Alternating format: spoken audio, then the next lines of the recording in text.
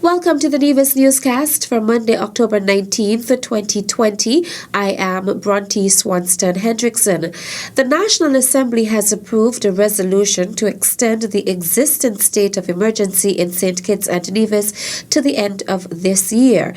As per the statutory rules and orders number 46 of 2020, as a consequence of the serious nature of the continued threat of the COVID-19 pandemic to the public health of St. Christopher and Nevis, it is necessary to extend the state of emergency from the 19th of October 2020 until the 31st of December 2020.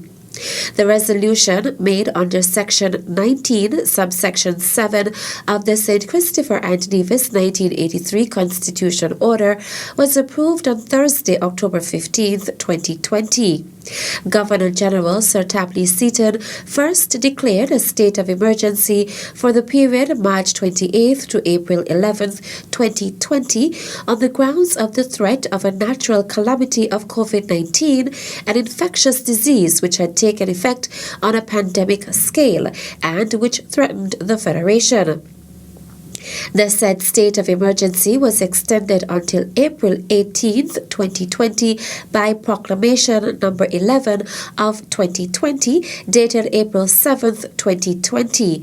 The state of emergency was extended by resolution of the National Assembly dated April 17, 2020 for up to 6 months. That time period expired on a Sunday, October 18, 2020.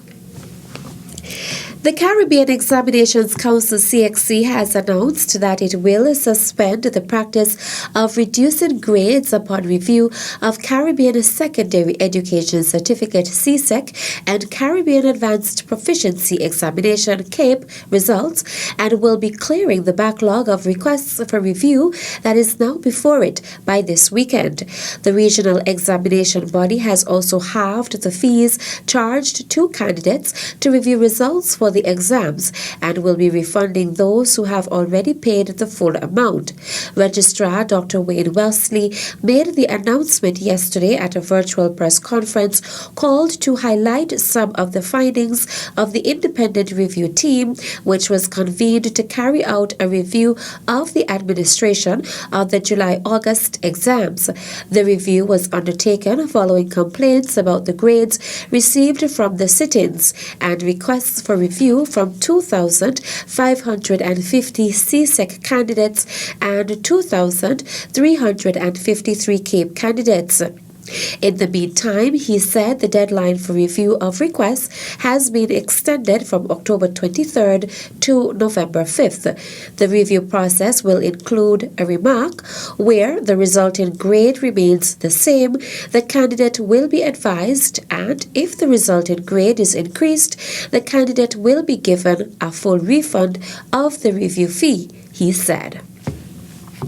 A first-of-its-kind ministers' cook-off on Saturday, October 17th, brought down the curtains on the Ministry of Agriculture's World Food Day activities.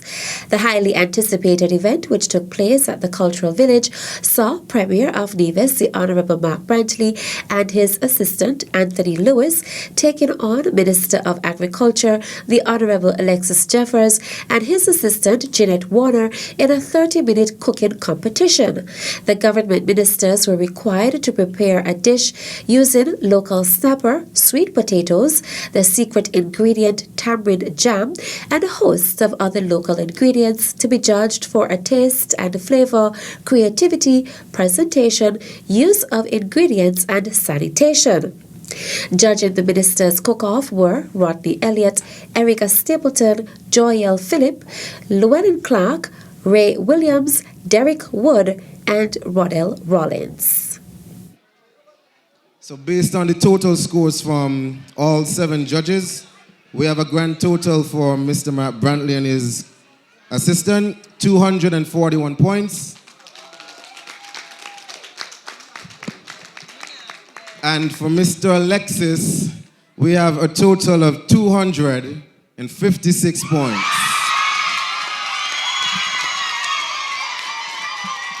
The main reason for Mr. Alexis accumulating most of the points was most of his flavors in his dishes were present And we could taste the secret ingredient, which was the tamarind, at the bottom of the plate, just as he said. And I came prepared because I know Brantley is a good competitor. I know him for many years. So I came with my A game. They gave me the win this afternoon. Both of us came, yes, to win. And both of us are winners because we took up the challenge. And that is the most important thing. And I want to congratulate, while I have a chance, the entire Department and Ministry of Agriculture for putting on this excellent week of activities. I thank Mr. Augustine Merchant, who is on board with us. It was his brainchild, and I want to thank all those who worked with him. Because, of course, it is a team effort in everything you do. We're encouraging persons to eat locally. Everything that we would have done here this afternoon was prepared with local ingredients. And we want to say that I believe that since the last 6 months to now, we have seen a much healthier community. People are eating more out of the earth and above the earth as well, but natural stuff they are eating. And I want to encourage persons to continue eating local. The Ministry of Agriculture hosted a packed week of activities dubbed A Taste of Nevis from October 12th to 17th in a celebration of World Food Day 2020. Still to come, NEVLEC issues outage notices for October 20th and 22nd. The details after this break.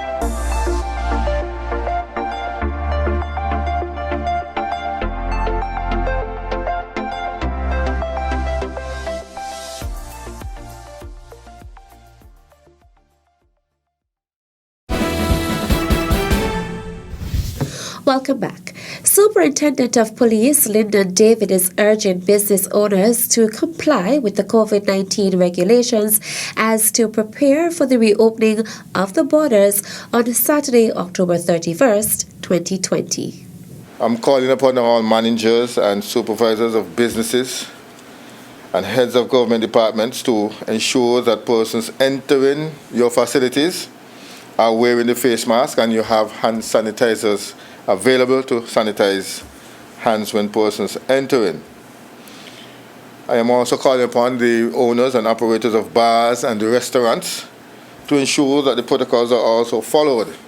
I observe that there are some bars and restaurants who are not complying fully, and some of you are complacent. We are saying to you, ensure that you are complying now. As the borders open up, we know that our threat level will increase significantly, and you will be expected to go back home to your parents and loved ones, and we want that you go back as you left. So we are saying to each and every one of you, now is the time. Do not wait until borders are open.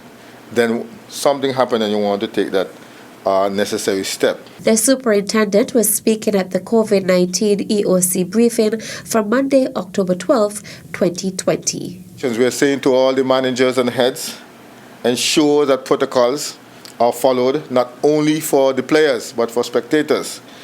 We also observe that there, at some occasions, sporting activities, you too have failed in this regard. You have exceeded the capacity number that was given to you. We are saying to you, comply if you want the sports to continue. As mentioned earlier, there are persons who may come in and who may sit amongst spectators regarding a particular sport. The risk is higher. So we are saying to you, now is the time to ensure you tie all the knots that you need to tie. So at the end of the day, we will have no spreading of COVID in our federation once the borders are open. Superintendent of Police in the Nevis Division of the Royal St. Christopher and Nevis Police Force, Lyndon David. NIVLIC wishes to advise customers on the Cotton Ground feeder from Prospect to the Bypass Road, including Upper Stony Grove, Braziers, Upper Craddock Road, and Hamilton, that there will be an outage on Tuesday, October 20th, 2020, from 9 a.m. to 2 p.m. This is to complete remedial work along the Bypass Road from Stuart Williams Drive to the Island Main Road. Also on Thursday, October 22nd, NIVLIC wishes to advise customers on the Cotton Ground feeder from the Bypass Road to the Cotton Ground Police Station that there will be an outage on Thursday, October 22nd, 2020 from 9 a.m. to 2 p.m. This is to upgrade high voltage lines from Paradise Estate to Dayton Gas Station and is part of the program to upgrade the Cotton Ground feeder.